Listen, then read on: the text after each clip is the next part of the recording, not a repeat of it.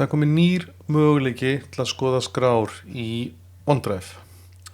Venjulega þegar ég er hér í homeflipanum þá birtist þetta svona, þannig að For You inniheldur skrár sem að gervigreindin heldur að höfði til mín, kannski skrár sem ég var nýlega að vinna með.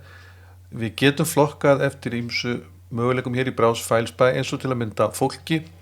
Þarna eru skrár sem að flokkað eftir höfundum og ég get sem sagt farið yfir listan og ég get pinnað einhverja einstaklinga þarna inni, við hafa betri aðgang að þeirra skrám. Nú, það er líka hægt að flokka skrár eftir fundum, það er að segja skrár sem er deilt með mér á fundum birtast hér, lítið af fundum í gangi hér í FB. En loks er komið þriðji möguleikin sem er media og þá eru teknar saman ljósmyndir og vídeós líka skrár. Nú ég get deilt þessum skrám, ég get hent þeim og ég get fengið frekari upplýsingar þær, ég get með þess að smelt hérna til þess að fá þetta aðeins stærra og ég get valið eina, tvær skrár eða fleiri og búið til albúm með þeim. Ég á að geta gert það en sá möguleiki virðist ekki vera komin hérna hjá mér.